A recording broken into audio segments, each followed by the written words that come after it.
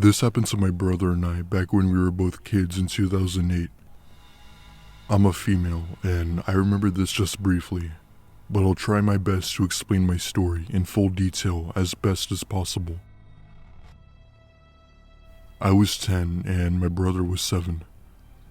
Around this time, my family and I moved into an old house. It was at least 50 years old, but it was in good condition for a house that old. Being the oldest sibling, I got the upstairs room, and that room was huge. Most of the time, my parents got us a babysitter to watch over us, and once in a while, they'd leave us home alone. Even though I was still 10, my parents still trusted me to look after my brother when they felt like it. I always looked up to my little brother, and we always got along well.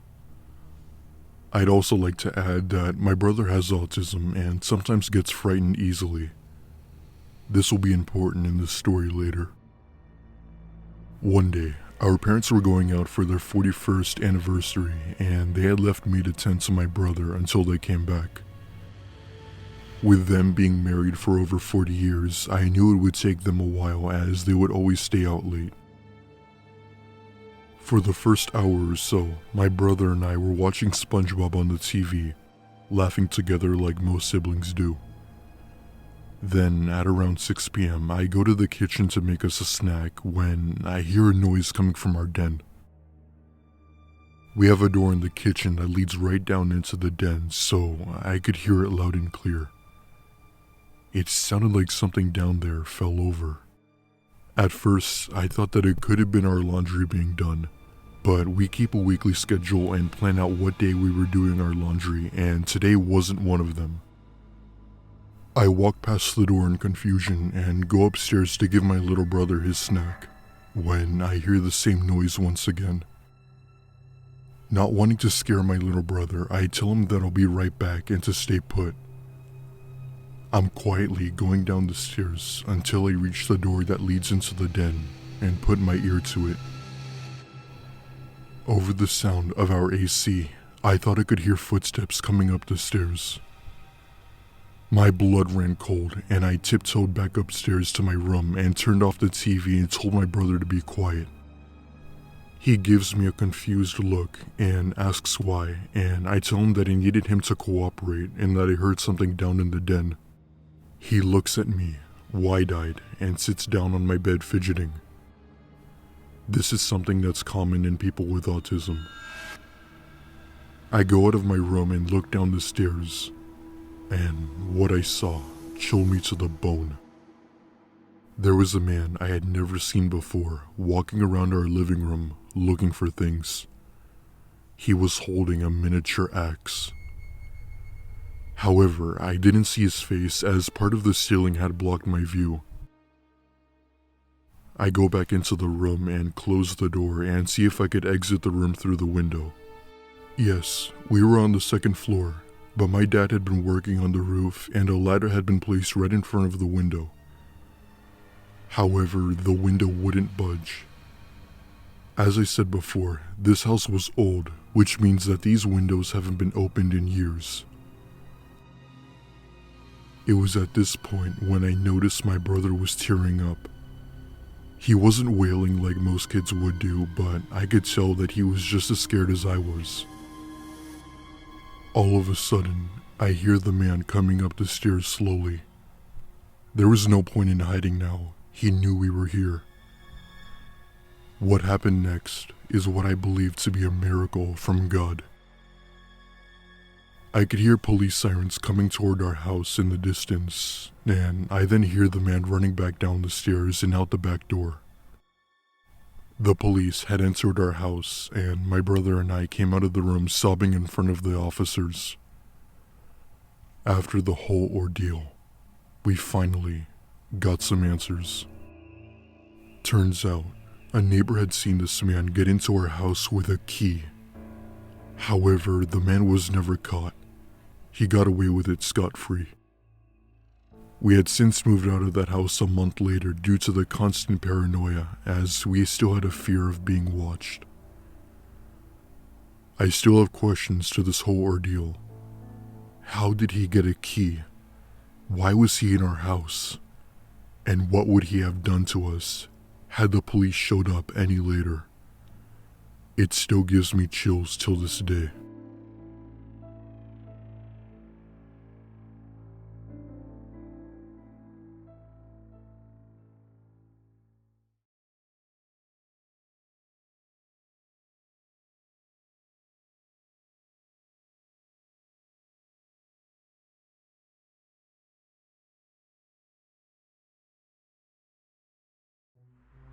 This story took place when I was 23 years old, close to 10 years ago. I was living in upstate New York in a very rural area with my ex-boyfriend and his family, and he and I used to argue a lot. One morning, before he went to work, he and I got into a very heated argument. He was 20 years old, but during this particular fight, he acted majorly childish. He jumped out of bed, flipped me the bird, and yelled, "If you don't like it so much, then why don't you just go back to the Bronx?" That was all the prompting I needed. I threw on my shoes and winter jacket, grabbed my cigarettes, and flew out of the house. I am, unfortunately, an impulsive ass and didn't want to grab my cell phone before I stormed out. I didn't drive, so my only option was to walk. I don't think at this time that I intended to walk back to the Bronx, as it was a 3-hour car ride upstate, but I just needed to go for an angry, dramatic walk. I had realized that once I got to this road at the entrance of the trailer park, that I had no idea where anything really was around me, as I had only lived here a few months, and at that point we really didn't go out a lot.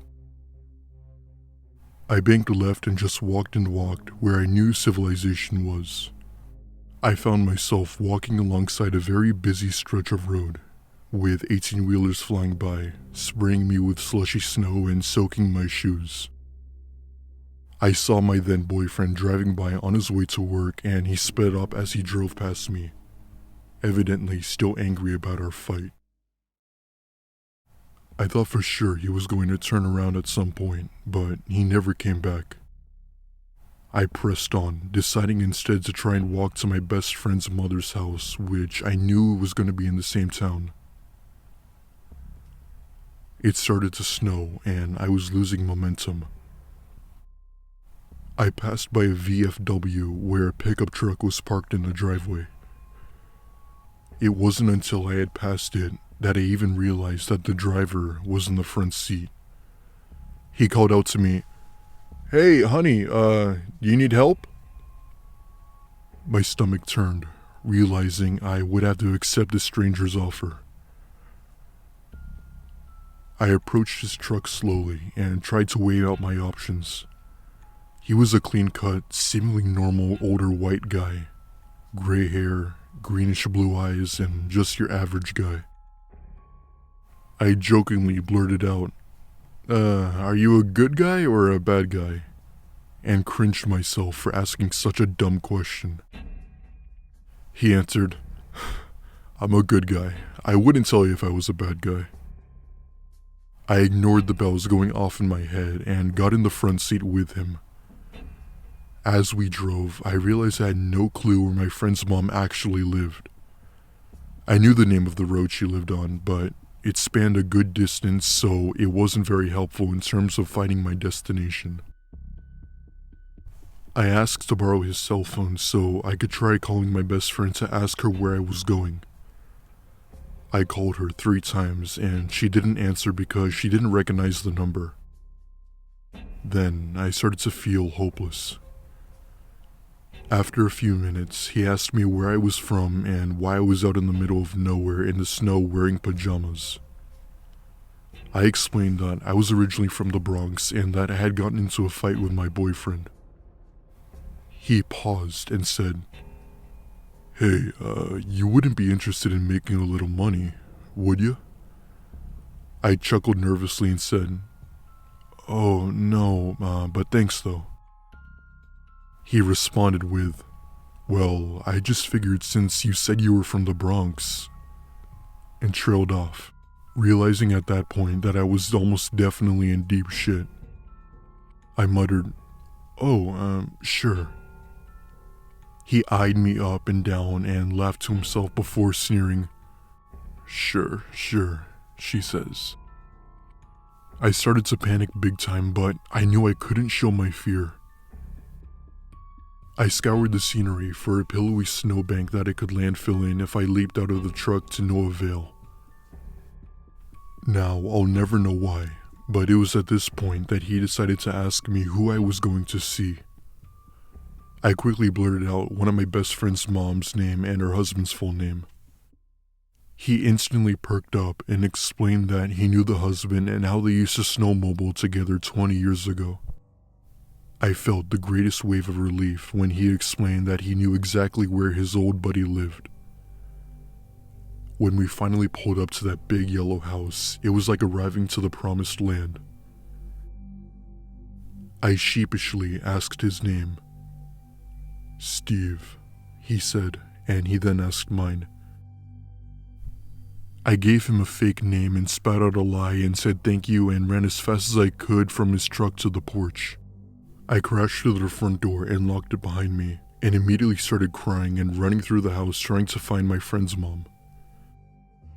I had awoken her from a sound sleep, but she didn't say a word about it upon seeing how shaken up I was.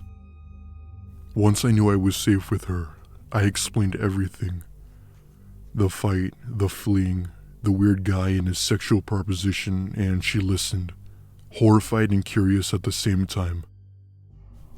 She made me promise never to do anything so reckless again, and that if I needed her to call her. She told me she would ask her husband when he got home about this Steve guy and find out more information. I returned to my boyfriend's later that same day and got really stoned to try and forget about the events of that morning. The following day, my friend's mom called me to tell me that Steve was a dangerous person who her husband had cut off communication with years ago. The last he had heard about Steve was that when he had been arrested for sexual assault. "So, Steve, you major creep. Let's never meet again."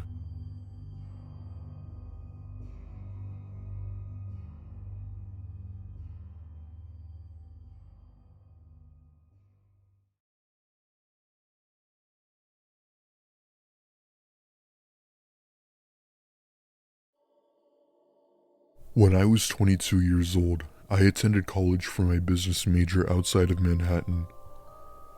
It was a really nice campus with multiple dorms and restaurants on site. One night, I had to study for a history test coming up, and I couldn't fail as I knew it would affect my GPA. So I'm in one of the study rooms studying my notes when I hear a knock at the door. I assumed that it might have been one of the student assistants letting me know my time was up, but was shocked to see a girl I had never seen before standing there carrying her binders and notebooks. She introduced herself as Sydney and told me she knew who I was and that she was in my history class with the same professor. I had been in history class for a good 4 months now and had not once seen this girl, so I had no idea what she was talking about. She had asked if she could borrow my history notes. No, I'm sorry. I'm studying with them." She then left out the door in a kind of annoyed mood. I was a bit weirded out and thought that she was just some girl who just happened to know my professor. Fast forward to the next night, I happened to be studying in the same room when Sydney came and knocked on the door once again. I was greeted to the same phrase as last night. "Hey Stephen, can I borrow your history notes?" Once again, I told her no and that she'd have to ask somebody else to lend her their notes. I tend to get annoyed very easily, and this was starting to get on my last nerve. About a week later, I was studying in a different room just to hide from this Sydney girl in case she was looking for me. At first, I thought the coast was clear, but to my surprise, she came knocking on the door. I took a deep breath to compose myself and hastily got up and opened the door. However, this time, she looked like a wreck. Her hair was a mess and she looked like she was beat up by life. In a soft, direct tone, she repeated the usual question. "Hi, Stephen, can I borrow your history notes?" I said, "Look, I don't know who you are, but you're really starting to distract me from my priorities. If you want to study with me, you're more than welcome to. Other than that, please just leave." Her face then turned into an upset frown and she walked off. At this point, I felt a little bad, but glad she was gone. The day of the test, I asked my history professor if he knew a Sydney. His face went pale and his eyes were wide when I told him the whole story. His response is what still shakes me till this day. "Sydney was one of my students many years ago, but had died in a car accident with her mother.